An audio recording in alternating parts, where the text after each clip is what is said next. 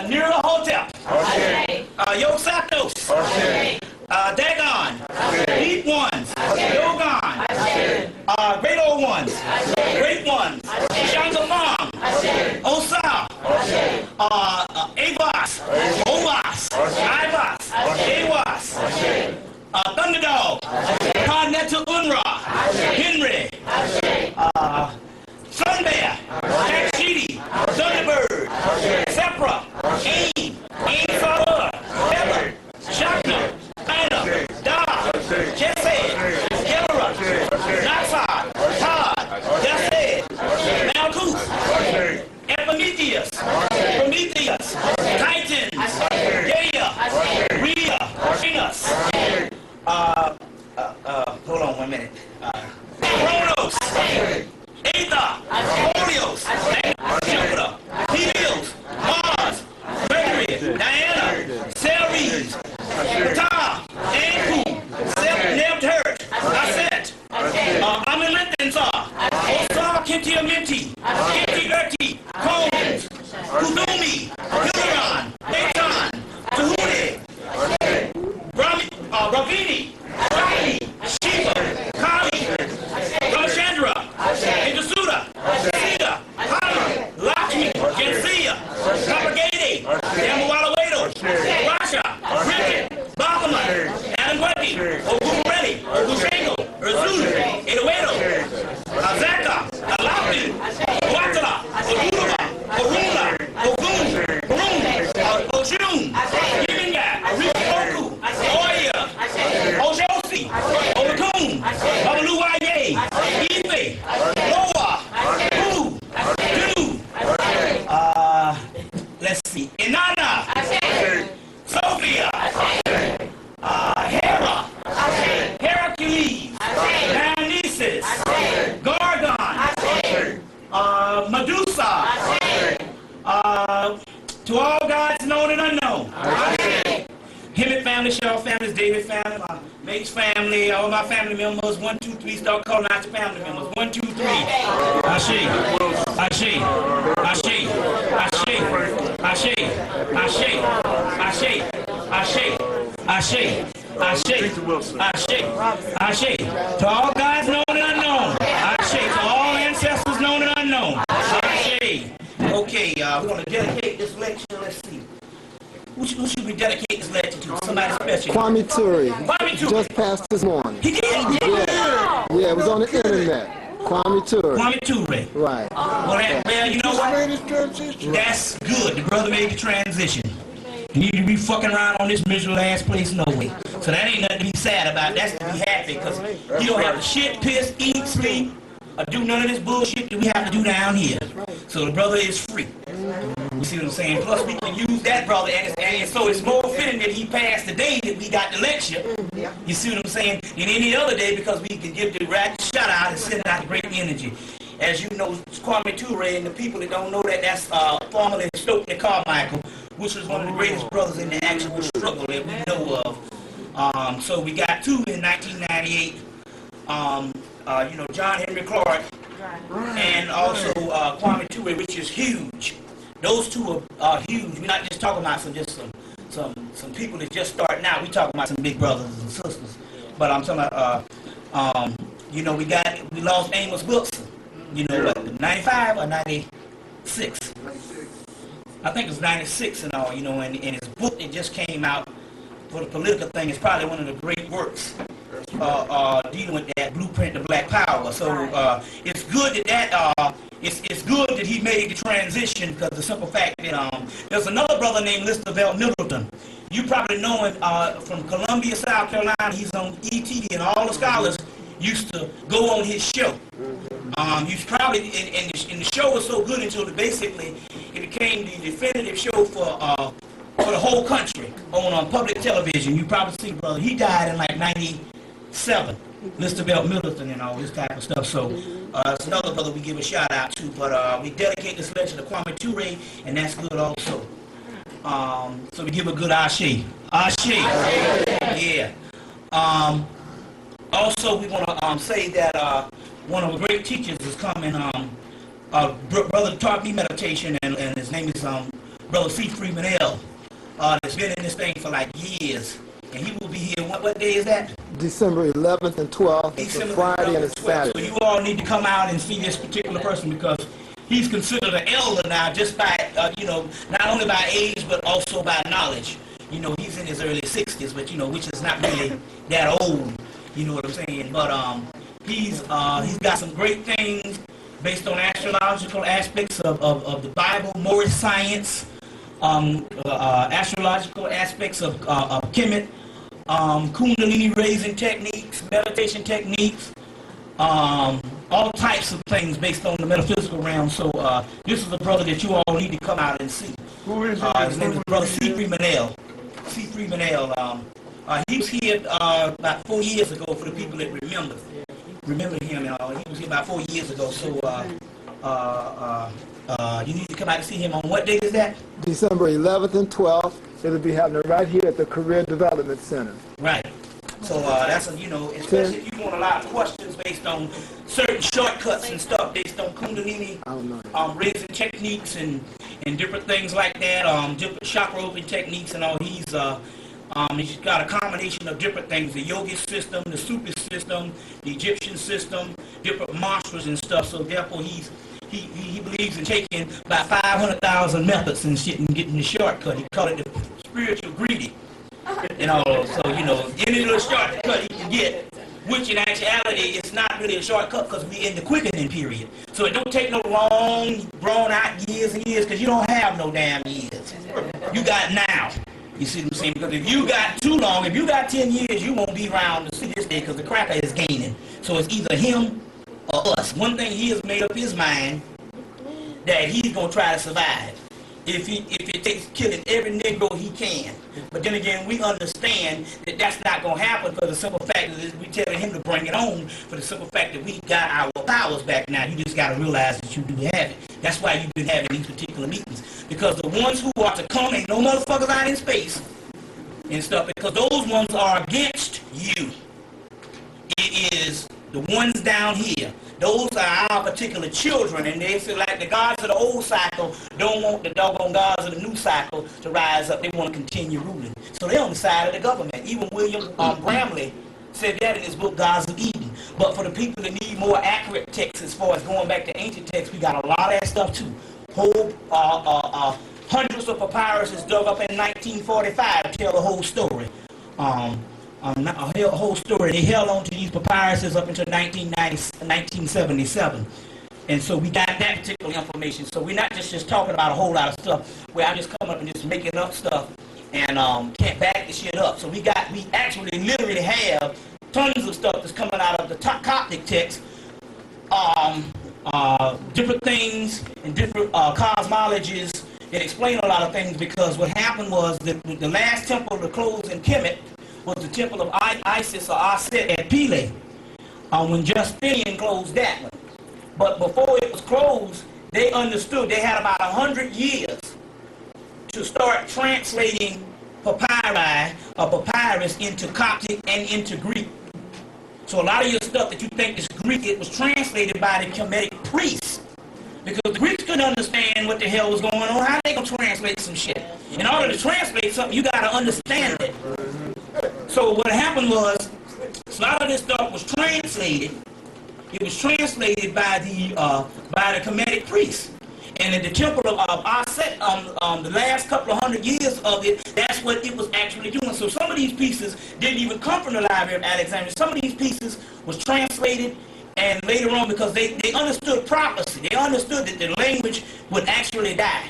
They understood a certain amount of things, and they understood that when the cracker got the language back, he'd be holding a lot of papyrus. There's millions of papyrus that you don't get your hands on. So even if you do read Melanetta, you can't get your hands on this stuff because they got tons and tons of stuff locked up in the library of downstairs in the Chicago Oriental Institute, University of Chicago. Tons of stuff. They got a whole building in Russia that's about 5 stories tall. It's on nothing but books on Egypt, or Hemmitt. Through the Vatican also? Yeah, the Vatican and all that. But when you go into doggone Barnes and Nobles or Borders, you will see a whole row of shit on Greece. You might see about that much books on Hemmitt. It's always the same old bull, Budge, and a little old stuff like that. So, but my point is, the thing is not to try to just wish that you're gonna get these proprietors, because you're not. Because I'll tell you, a lot of the stuff is in the Greek stuff. But what happened is because we have turned off based on that particular part, we don't realize you got your whole Hermetic text. And your Hermetic text is part of that I gave you a piece of it, that particular piece right there. Your whole Hermetic text, nobody studies because they think it's not written in metaneta. But you don't get you don't get the erotic thought from the Book of the Dead. The Book of the Dead is a ritual book. That's why you haven't been able to crack it. That's why you don't understand it. It's a ritual book. It was a ritual book for the priesthood of that time. If you want to get real pharaonic thought, you need to get the Hermetic material. There's the Hermetic material. There was Christ Reign Hermes, which is out of print. Hermetic of Walter Scott, which is basically out of print. But the one you want is the new stuff from 1995, 1992. Hermetica by Copenhagen. His name is Copenhagen. It's a green and orange book. Hermetica by Copenhagen. That is true pharaonic thought. You see, the Book of the Dead is a ritual book, and you thinking that's pharaonic thought. If you really get into pharaonic thought, they were absolutely against life on the planet. Now, motherfucker want to challenge me, come on with it, because I got the damn documents. I got it. See, this thing here, we ain't talking about all that love and beautiful shit, no. It wasn't even about that. It was, the whole key was that they were plunged down here and they spent their lives saying we got to rise back up. And that's the whole thing of Osiris rising. Not rising back to go back to Kemet and walk around some fucking damn skirts on and shit. A fucking caterpillar gonna go into the cocoon, the metamorphosis stage, to come out and be a damn caterpillar. It comes out a butterfly. And that's the divine embryo metamorphosis stage of what we're talking about on the whole Osirian thing. We're talking about another realm. You see, so that's one of the keys that you must understand. You must understand. So what I'm going to do, you might well cut it off. I'm going to go pay the water bill. We're going to come back, and we're going to do another. I feel all right, so I got my explanation. And so we will be here till the cows come home, so we'll do another 8 hours tonight. You see what I'm saying?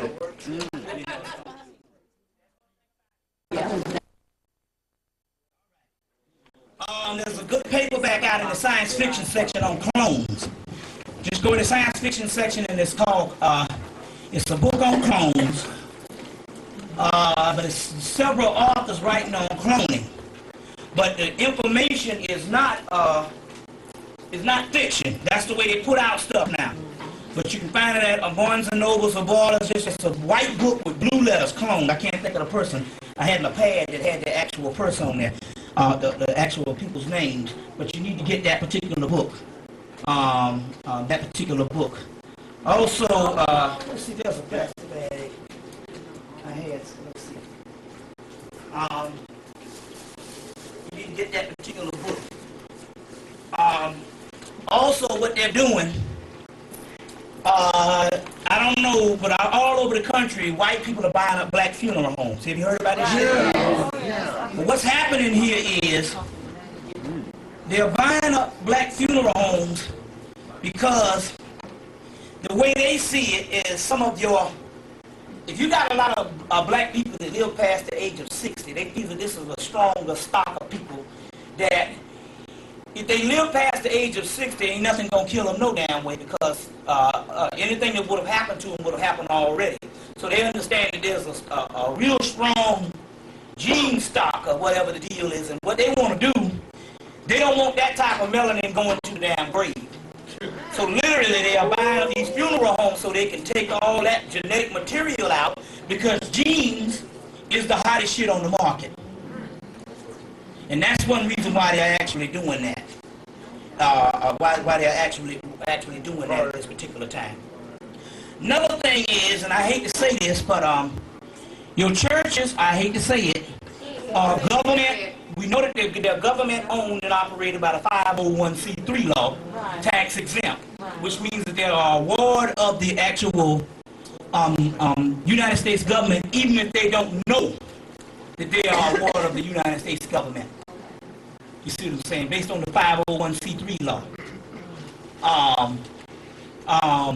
That's why they can't open the doggone church. Most of your major ones can't open the church up, Not unless they have that American flag with the gold strip down the side.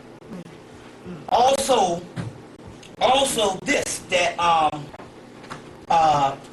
if they speak on some things that is not based on the charter, like the charter said you're supposed to speak on a certain amount of things based on the Christian religion or whatever it's chartered under. If they speak on several things that is real political, then what will happen is they, based on that charter, the government can come in and seize their church and put it on the auction block. Now, the government chooses when you can be political. So in the 60s, you know, they wanted the civil rights movement to go off.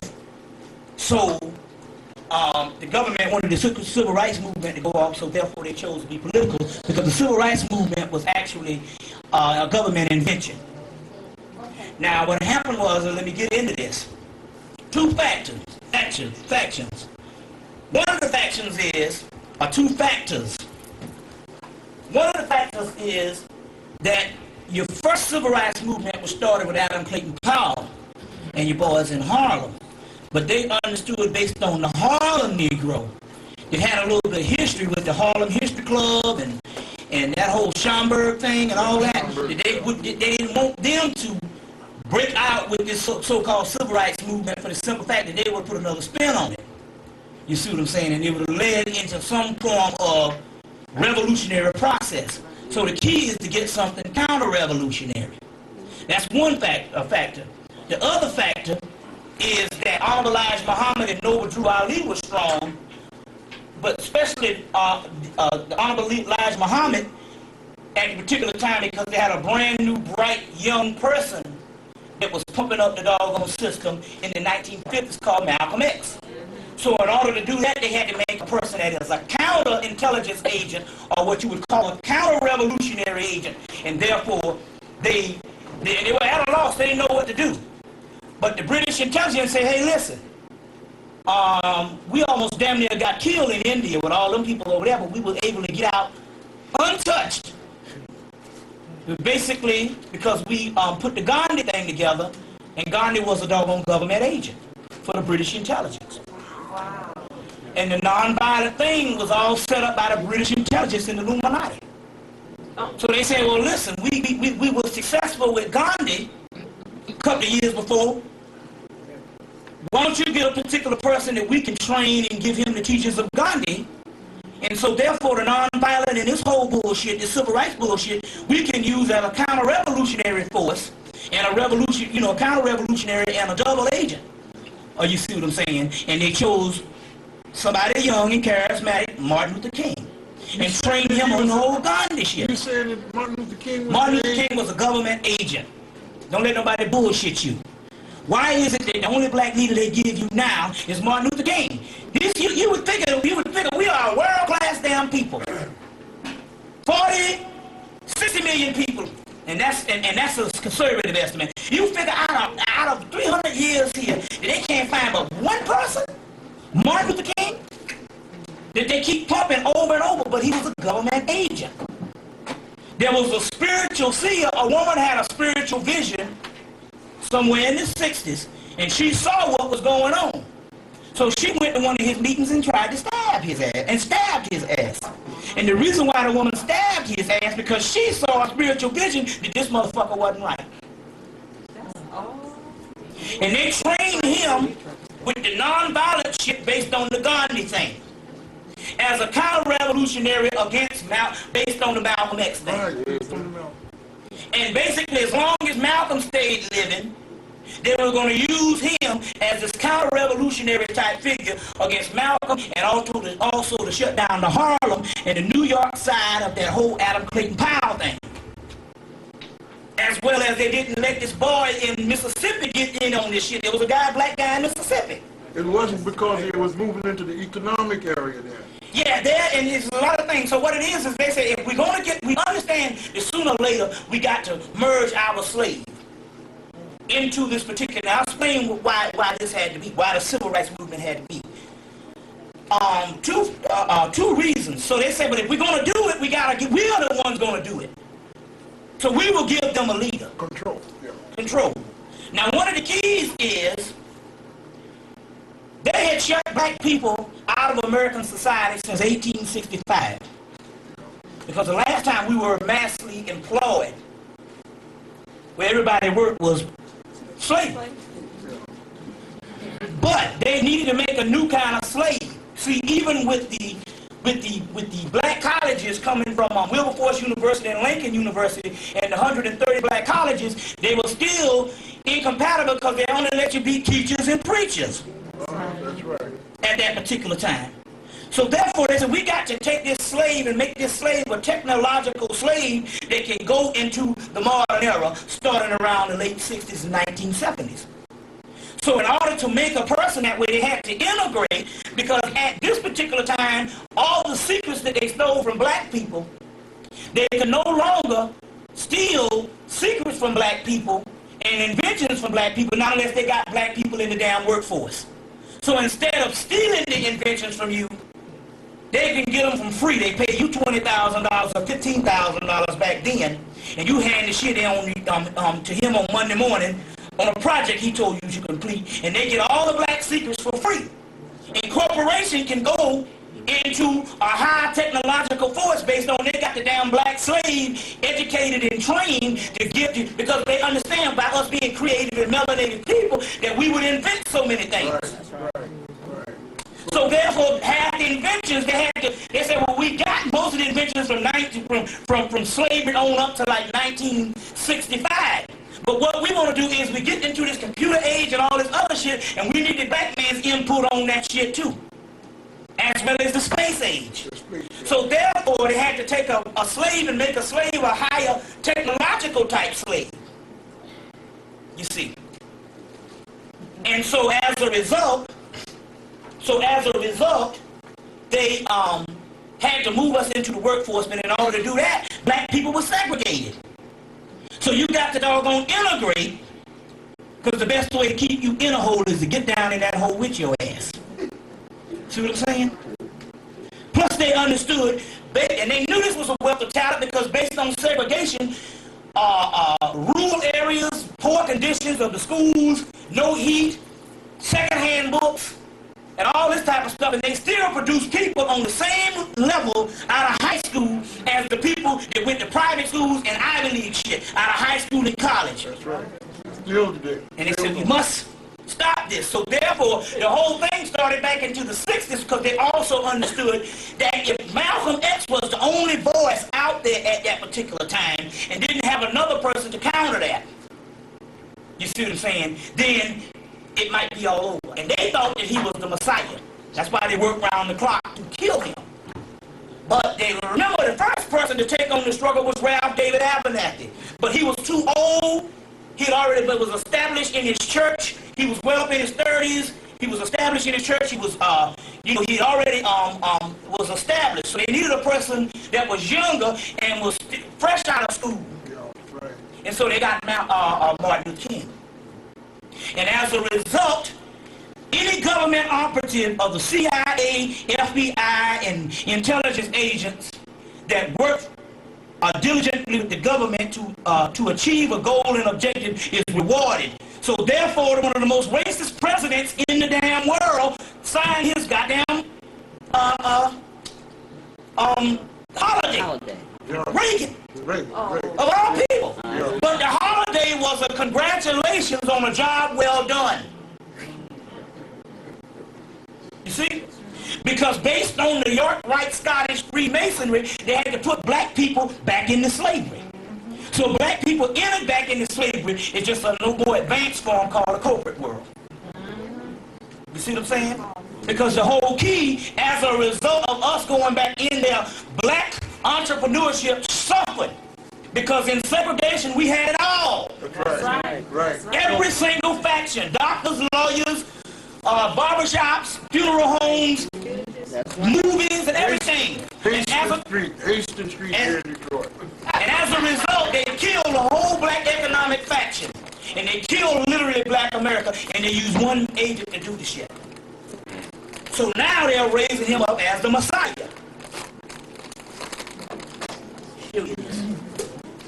That's why you're getting all this Martin Luther King stuff. Show you the damn picture. See that? You See that?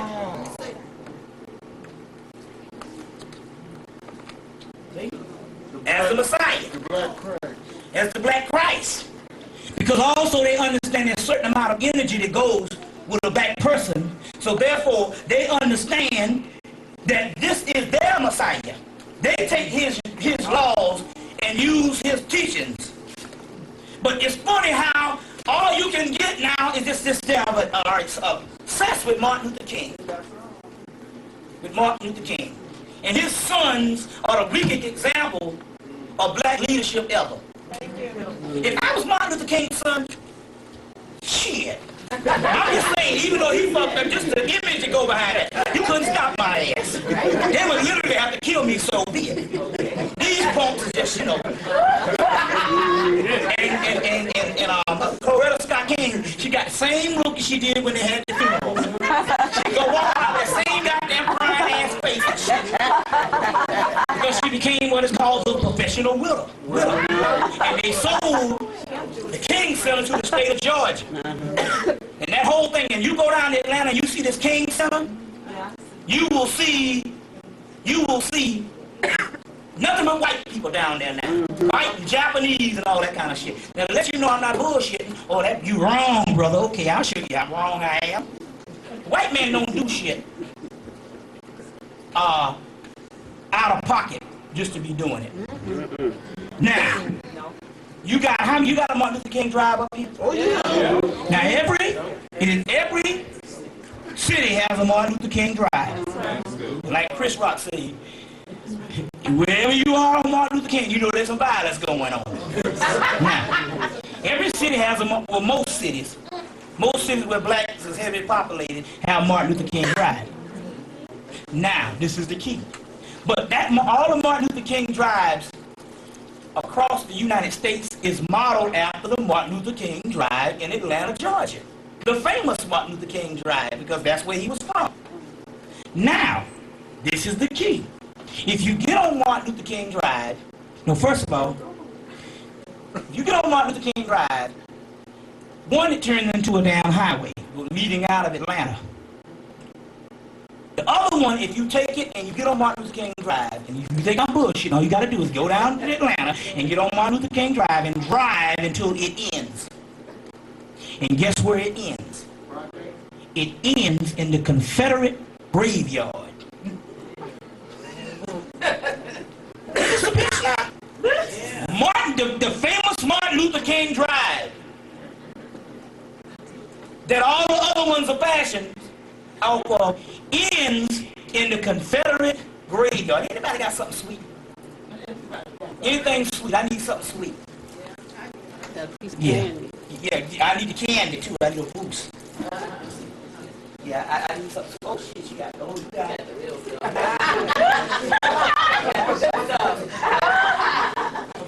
yeah, but give me some. Now, it ends in the Confederate graveyard. Mary Margaret Mitchell, the woman that wrote Gone with the Wind,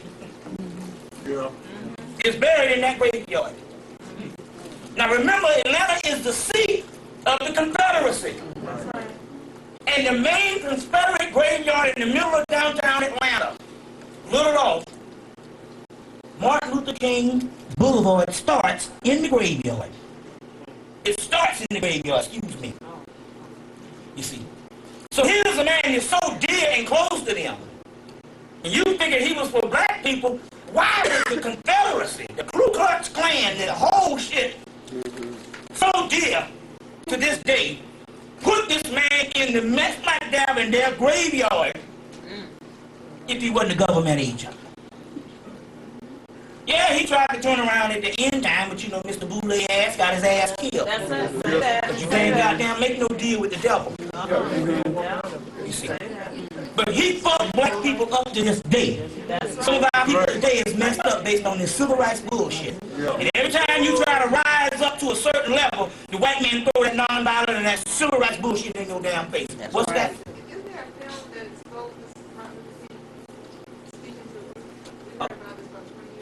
A film?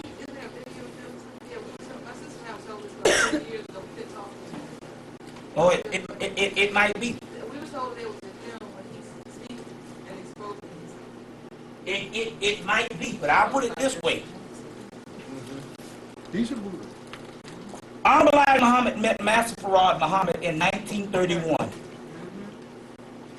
1931 to 1971 is how many years? 40? So on the 40th anniversary, do you know they made a movie of the Honorable Elijah Muhammad? The same man that y'all think that the white men don't like? Columbia Pictures made a movie of the Honorable Elijah Muhammad.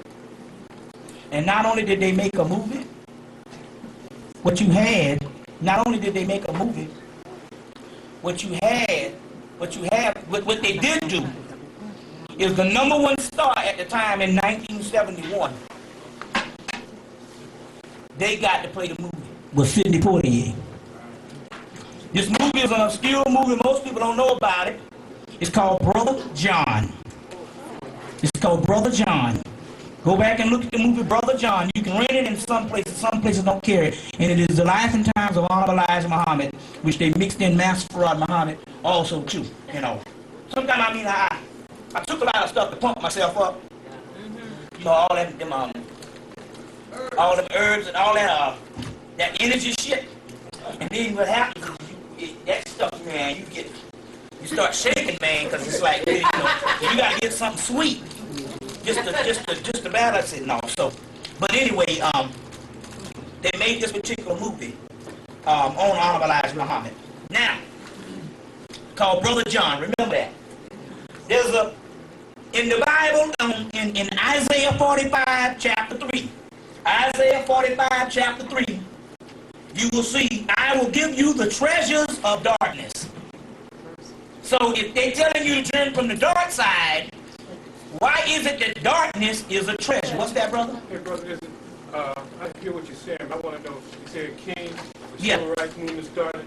Isn't it a fact that the Civil Rights Movement started as a result of Resolution 15 of 14 December 1960, called the Declaration on the Granting of Independence to Colonial Countries and People, when all the black peoples of the world were set free? The rest of the stuff you say is in absolute order. Yeah. So what happened in 1960 was all the black people in the world were set free. Mm-hmm. And they used King and the Big Six, not just King. They used Farmer, King, Abernathy, and all of them, the Big Six. And they sold civil rights instead of human rights, which came out of the Universal Declaration of Human Rights in 1948. The way things are now, I'm telling you the truth, I would not doubt that. Because the reason why I say that is because they don't do nothing, Right. not unless it's something that they're trying to commemorate. Okay, so that's just another piece to the puzzle. Equally true then that on December 31st, 1999, white people lose all authority. The United States of America, the government, no longer exists on January 1, 2000. Every country in the world, white people have been ordered out of, and the only ones left are the renegades. I'm going to say something. It's interesting you said that, because I'm going to get into something right now based on that. And that's this. I know now that what you call the Revolutionary War, Right. that they fought, England let them motherfuckers win the shit. It was set up, this is nothing but a penal colony for all the scrubs, because you know they emptied out all of the prisons, all of the jails. But now, when the so-called industrial age came into Ellis Island, the people who came through Ellis Island in the 20th century was nothing but poor-ass crackers from Europe. You see, you got to understand Masonic law. They study alchemy. And although alchemy has some stuff called cleaning the Aegean stable. That's right. Hercules. But this particular part is talking about cleaning out the physical body, or transformation or putrefaction and all this type of thing based on the alchemical process of your soul. Well, like the white boy always turns things around. He learned this stuff from the Moors, so he said, we're going to do this on the physical realm based on Europe. Now listen. So what they did was, you know, they dumped all the damn so-called no-good-ass people over here. And even in the 20th century, most of the people came was poor people, the dregs. They set up this particular country for one reason. It was an experiment. If you notice now, they're talking about the American experiment, the great American experiment.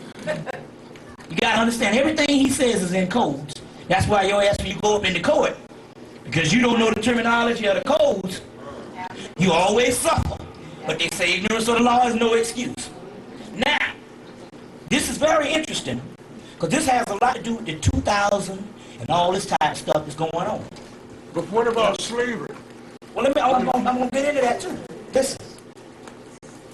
First of all, they wanted to make a place where they could take all these experimental laws. People is free, people is that, freedom of religion, freedom of that type of thing. And they gave it to them at first, but they wanted to find out what worked and what didn't work. In the meanwhile, the secret societies are recording down all these laws on what worked and what didn't work. So they would say, well, based on these people had a freedom to do this, they degenerated themselves over years. You see what I'm saying? See, certain things, in ancient society, they know there were certain universal laws that you had to adhere to, which they worked into the government for the simple doggone fact. They know that people basically will come into a state of apathy if they do what the hell they want and stuff based on, you know, society and things. So therefore, this whole shit about the freedom thing that the white boy is doing, the white man said, what we're going to do is this is going to get the best of those laws. So over the course of the past, 223 years with the whole 1776 bullshit, they decided that they would jot down all the stuff that worked and X all the stuff that didn't work. Meanwhile, they were making Europe a better place for the white boys. They don't give a damn about the raw materials because they use this country up on raw materials. Last 10 years they ain't had shit, you know. Half the meat is cloned meat. They produce cows in test tubes and they can grow a damn cow in 3 months. Grow a chicken in a damn week. But my point here is this. They've used up the whole natural resources of America. But Europe is saying, look, we don't really need the resources of America. We got Africa. That's right. That's right. Now, they got the policies, they got everything set for these Europeans, whatever. And as a result, they're going to shut down America. Now, the key is, that's what this whole Clinton shit is about. Because like I said, I was, I don't know if I told you, I was in, two sisters from England, some black sisters from England came over. And, you know, by way of Jamaica, you know, got a big stock over there. And anyway, they were saying that Jerry Springer comes on 4 times a day in England.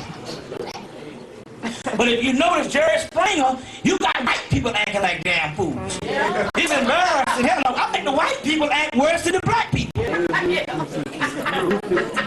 Okay? They are literally monitoring over there saying, see how crazy those people are? You're going crazy. I believe every motherfucker in this country damn near fool. It's just that it's degenerated to the particular level until you compensate for the level that you're on, but this is a real sick-ass society. Because it's a penal colony. And the shit is run just like the prison. And as a result, over the years, they've had to get rid of half the damn laws that they so-called put out for freedom. So the key is, they're shutting it down for one reason also, too. Not only to strengthen Europe, but mainly, they're shutting it down for the simple fact that they have isolated the element because they have all the papyrus and stuff around the world. And they have isolated the actual material, and they know that the Christ Messiah energy is coming from the United States of America. You see. They know that the Christ energy is coming up out of you. So they say we would rather shut down the whole country and every motherfucker over here that can't trace their damn lineage back to Europe and an elite people. They will kill all 200 million because it don't mean shit. They got all of Europe to worry about. You see what I'm saying? So there's so they're saying, based on the elite people, now how do I mean by that? What do I mean by this? First of all, you got to understand history and understand the white man. One thing about the white man, how is it that this white man, over the years, raising it? How is it that this white man, over the years, if you understand European history, if you were from Scotland, you was the enemy from England, you was the enemy in France, they just fought against each other, warring tribes. The white man is very serious about blood mixing, or gene mixing. So how in the hell are you going to have Scottish, Irish, Russian? So we just think of black and white. We just think of all white people or white people stick together and all white people are white people and we black. But you don't realize white people don't play that shit amongst their own people. They talk about purity and bloodline. So they discriminate against a Russian. England and damn France had a war for 100 damn years. My point here is, long come America. You got white people mixing with damn Jews, Jewish white people, mixing with Irish, mixing with Italian, mixing with, and they're saying, this is, you gotta think of the way the white man thinks. He's saying, well, the bloodline is contaminated.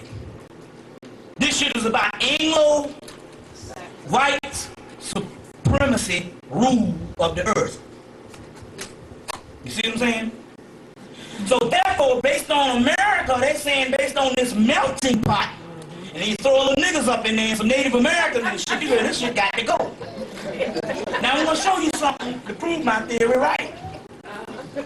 Europe has always been a poor place.